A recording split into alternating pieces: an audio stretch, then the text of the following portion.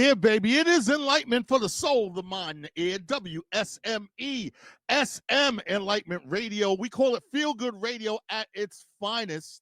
All right. Hey, SM Enlightenment Radio, baby. We're coming at you 24/7, 365. And hey, it's another episode of the Spotlight.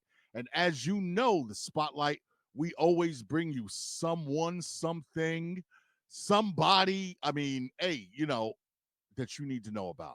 Okay, and this week we're gonna introduce to you a brand new artist to the platform. All right, she's definitely not a brand new artist to the industry. She's not. Hey, this is someone that's been around, folks. All right, and I'm talking about Ms Monet. All right, hey, she writes, produces, arranges. She's a vocal trainer, a top-notch performer. I mean, the list of artists that she has supported and toured and played with. I mean, we could be here all night, folks. But hey, we only got a 20-minute show here. So hey, I just got to get this started, baby. Hey, without any further ado, I'm gonna bring on to you the one, the only Ms Monet in the place. What's up? Oh my God, we are here. Yes. What's going on, man? Hey, Clarky in the building. What's happening? Yeah, hey, it's an honor to have you here.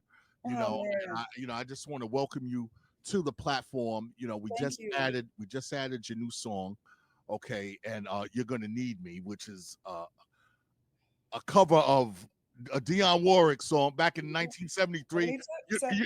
And that's when the funk. That's when the funk was really ripening. You know what I mean? Yes. And this and your rendition of it is, oh my God. I mean, it brings it all alive, but we're gonna definitely get into that. But hey, I know that, presently right now you are in Las Vegas, Nevada. Yes. Okay. Yes. And tell me about that. Vegas. Yeah, Vegas. I mean, how do you like Vegas? Because I know you ain't from Vegas. Yeah, no, I'm from Oakland, California. I'm the Bay Area girl. NorCal, Bay Area, Yay area. What's up? Yeah, all right. I represent the Bay, Monet from the Bay, but I live in Las Vegas now, and so I represent Las Vegas as well. And as I call it, Las Vegas, or 100 in Hell Heat, where 100 in Hell Heat lives.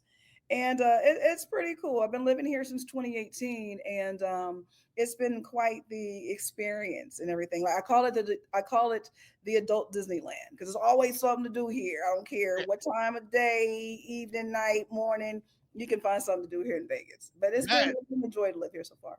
It's just a constant party, constant, nonstop. But with all that partying comes entertainment, and I mean, yes. And you, my dear, are such an amazing veteran of so many styles. Yes, thank you. I mean, you've been so many places and done so many things that we're gonna get into in detail a little bit more. But I like to know about your beginnings. Yeah. And where you got started, and what was the actual minute or moment that when you discovered yourself as being a music person, that you said, this is my calling, and this is what, do you remember the actual moment when it happened for you? I can't really say I can pinpoint the moment, but let my mom tell it. When I was born, I came out singing the highest note ever. Nice. And she just said she always knew I was going to be a singer. She said it was nothing in me to say you were going to do anything else but do that. Both my father and my mother sing and have very deep musical backgrounds. My biological father actually sung with Marvin Gaye for 13 years. Wow. So Marvin is like one of my godfathers, and my mother comes from gospel. But my grandparents were gospel promoters in the Bay Area. So you have this eclectic mix of parents who have all this music, and then my grandmother was classically trained, and it just was innate, And I won my first citywide talent show at 7 years old. Started singing at church at 7, and it was just one of those things that as I grew older, it just developed. My mom just said, "I know you're going to do this. just graduate from high school for me, and then after that, you can do whatever you want to do. Mm. And she kept her word. I kept my word, and she let me go. I graduated, got my diploma, walked off stage, and walked on a plane, and went and toured with Huey Lewis in the News for 3 months. Huey Lewis in the News. That's Huey where you Lewis, start. hotter rock and roller, still beating. Yes, I want Wow. a new drug, Huey. Yes. And then you went on to, all right. So that obviously opened doors, Yeah. right? Yeah. And then where's the touring journey go after that? Like, It literally started from that point because it was weird. It was like, I was, 17, 18 years old. I was growing up on the road with them. And I would literally, go on tour and come home and then, go do a 9 to 5 job. I didn't know, I didn't know the right, know-hows of keep whatever and everything and go back on the road. And then someone else will call me because after Huey, there came the opportunity to sing with Kenny Loggins. After Kenny Loggins, Patty Austin, Jonathan Butler, and then, I got to sing with my family, Tony. Those are my fam, wow. sung with them and everything. And then from that, and then, Eric Benet and then Lucy Pearl. And then I started singing. And even in the Bay, I was doing a lot of recording as well, studio recording, working with Walter Osanafiev, who is known for anything Mariah Carey. That all I want for Christmas is Right. Wow. Walter. Okay. So I was, one of his main singers, and a matter of fact, singing with him, granted my first Grammy certification for singing my background vocals on Celine Dion's "My Heart Will Go On" for the Titanic, where we won Song of the Year. Yes, that's Monet singing "You're Here." Yes, that's me with her. And Nice. so singing with Walter, and just kind of all over the place.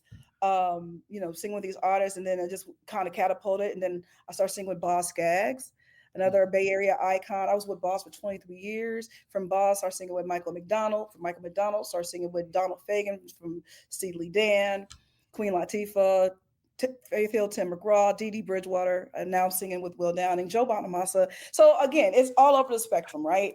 It just kept going, and I was like, oh, okay, maybe this is what I'm doing, and this is what all I've been doing. I didn't have a 9 to 5 since 1998. That's the last time I had a 9 to 5, and Without I just dis without discounting any of the other artists or putting Mhm. any of them down, or is there two or three that really did something for you? Like, I mean, that like experience wise, or Uh-huh. because I know you've learned from them all. All of them. Yeah. It's funny. Each artist I've worked with, I was able to just grab and get a little bit of something, and they were so generous with, implementing and feeding into me. Like I said, being a kid growing up with Huey Lewis in the News, and they made sure to show me that was like the best learning experience because they're such a stellar top notch band. They run as a unit, and they never made me feel like I was like just a background singer. They made me feel like I was equally a principal as the five guys. And they took me under the wings, and they showed me how the business is supposed to be run. They showed me how things are supposed to be handled. And I learned so much as I got older. And of course, now I'm who I am. I'm my own band leader and everything. I Yeah. respect it. I get it. It's not just about Monet at the mic. It's about the person that's handling my tour managing. It's about those singers in these bands that are playing with me. It's about that sound guy out there. It's about that monitor person. It's about we're all in this together because I can't be me without them. You know what I mean? Right. So I acknowledge and I appreciate, but it took a Huey Lewis in the News band to show me this is why we are successful because we run that way. So Huey definitely. Another person I would say would be Tina Marie. Tina Marie. Tina Uh, Marie. You Tina didn't Marie. mention Tina Marie Oh, before. well, I'm mentioning her now. You're Tina forgetting Marie. people. It happens. Tina Marie. Again, like I said earlier, I won my first citywide talent show at 7 years old, singing a Tina Marie song. I sung "It Must Be Magic" at 7. That was off that, Wow. "It Must Be Magic." Square Biz was the thing, and I Yeah. sung. And it's weird because I just loved her, and I would like imitate her, and really learned how to imitate her. Fast forward 2005, I get a call. Tina Marie needs a singer. Can you sing? Do you want to sing with Tina Marie? I'm like, oh, you don't think I don't? I love this woman, you know? And I literally met Tina Marie the first time 10 minutes before she and I were going out to do her show Wow. and everything, and did her show. And a magical, amazing thing happened that night. But long story short, not only did she become someone I worked for, she became my musical mother, my musical godmother, and we were like this. So just so I say Tina Marie because it was just amazing to be a small kid and loving this woman and image to the point we would sound check and she would like do an interview or something and she say just Uh-huh. have Monet sound check my mic. Nice. And I would go out there and people run out. It's Tina, and I'm like, sorry, y'all, it's just me. I thought you thought it was Tina, it's not her. So Tina Marie would be one, and then I would say Boz Gags.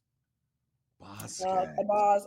Boz, because Boz was like, and still is to this day, it's like my musical mentor father. That man took me under his wings, and I was with him for 23 years. And I just learned so much watching just the epitome of class, that guy, literally, literally. And yeah, he just showed me so much. And what he did also, unselfishly in his show, he would let me take over his show in the middle of his show and let Monet come out front and do Monet and let me take Wow. over and do that.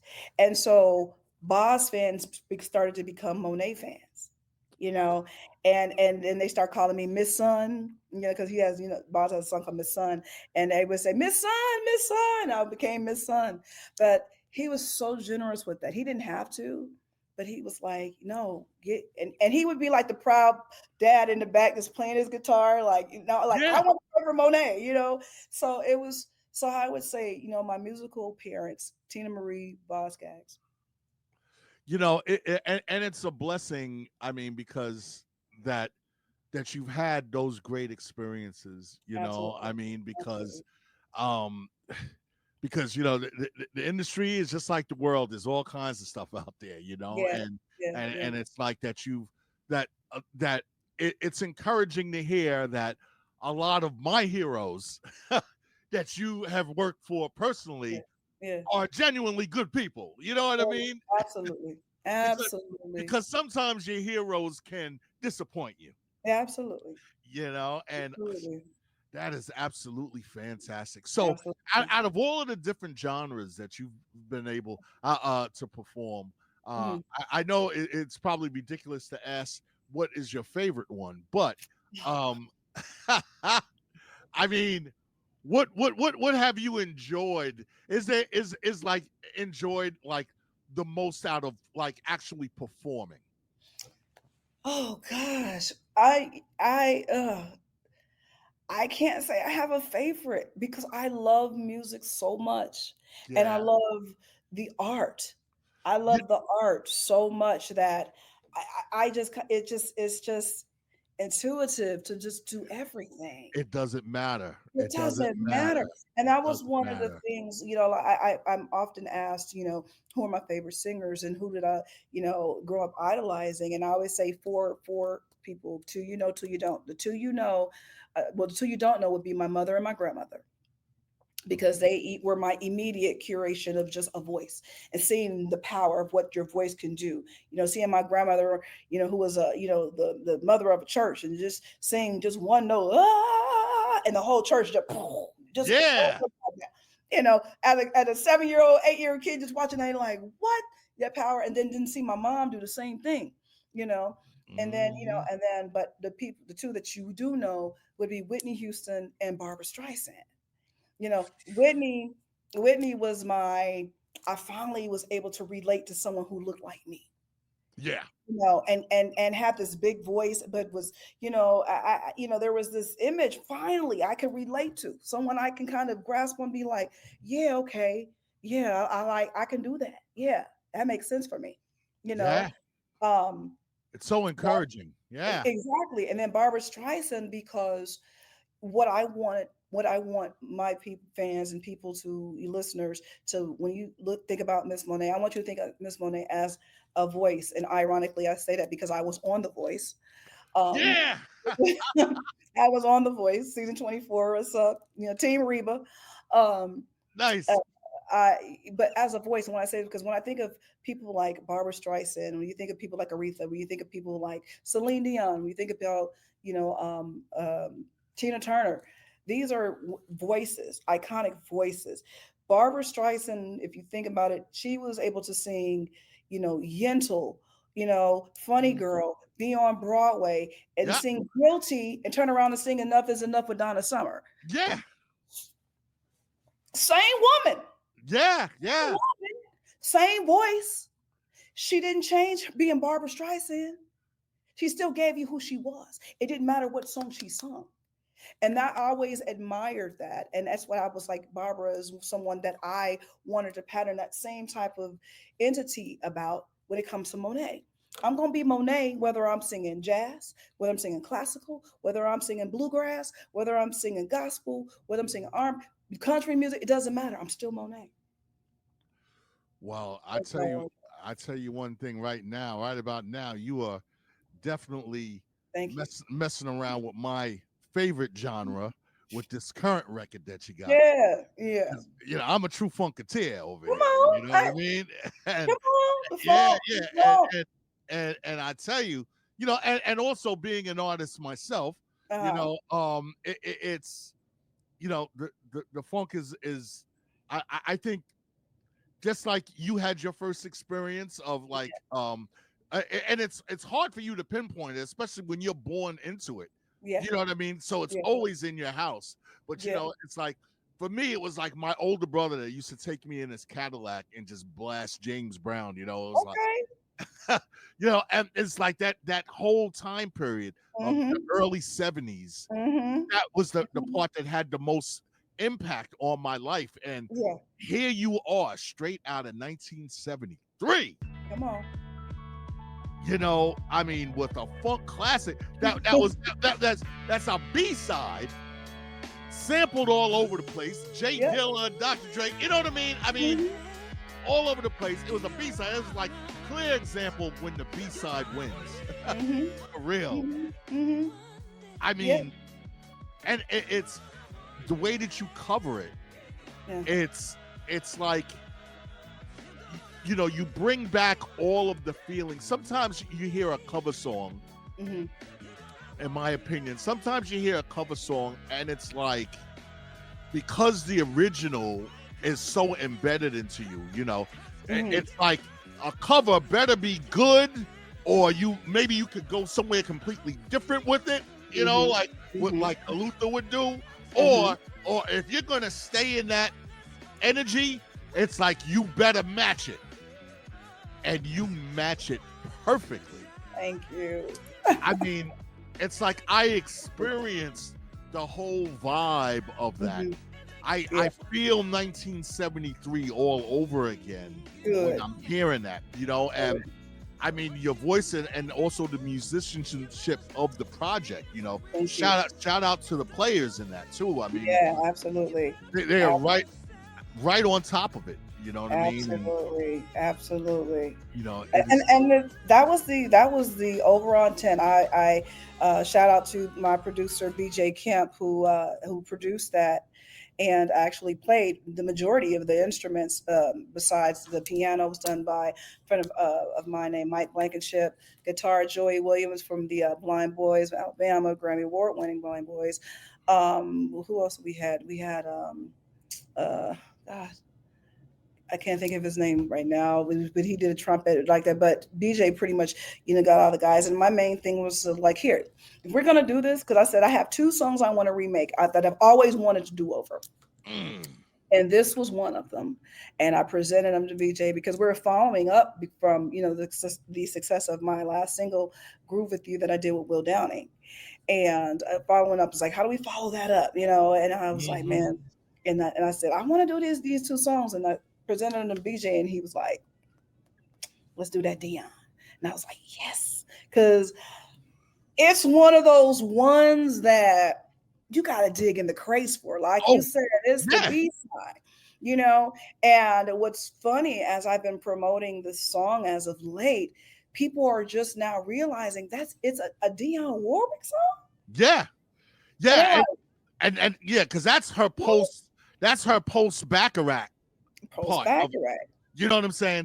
So it was like, it was like, so it wasn't that real standard sounding stuff that she was doing, which was awesome. But right. now it's like she was digging into, all right, it's 1973. Exactly. And And she went and got, Holland Dozier Holland, yes, to come write this thing. Come Motown. on. Shout out to Lamont Dozier Jr., who was a good friend of mine. I got his blessing. I played it for him first. I was like, "Your daddy wrote this record. I got your daddy record." And he loved it. Like, he was like, "You just took me back to my childhood, Mo." And I was like, "Man, that's what's up." But you're right. It was a very important when we took on this task to do the song. And BJ and I are both just big music heads. And I was like, we have to keep the integrity and the authenticity of the song all the way through, or it ain't going to be right. I am a true believer that if you're going to do something, you got to do it right. Don't play with it, because those who know music are going to call you out on it. Like, I see what you was trying to do, but and it's like, no. I said, I want the sound. I said, I wanted to be gritty. I wanted to hear, and we study, like, we both, as he did the music and I'm listening to it, because all the vocals is just me. Yeah. Well, that's just me, stacked 155 probably times. And that's so awesome. He studied and I studied, and we wanted to make this thing sound like 72 in 20 in 25. You know what I mean? Yeah. We wanted and it was so important, and we really honed in on it, and I'm proud of it, because even with the guitar stuff, I said, I need my Tito Jackson, and he started laughing. I said, that's Tito Jackson. That is. I said, come on, that's Tito. Give me some Tito Jackson and everything, and we make sure to get that sound. The only thing we added to it that's not in the original was tambourine and some conga. Those are the only two instruments. Yeah. Because the original, is like a little empty, so it's like those things kind of tie things in, and it modernizes it a little bit. You know what I'm saying? But I mean, absolutely fantastic. Thank you. I mean, was, I discovered you on Urban Influencer, whereas we and shout out to them. They bring a lot. Absolutely. They bring a lot of artists through, and I'm always on the calls every week, but a lot of times I'm preparing for another show, so I just sort of have it in the background. And then when they brought you on, I went and listened to the song, and I was like, you gotta add. We're gonna add you. I said that, right? I said, yeah. That was the minute I heard the record. I said, oh, okay. This artist I'm messing with right here. Thank all right. you. I appreciate it, Doc, for real.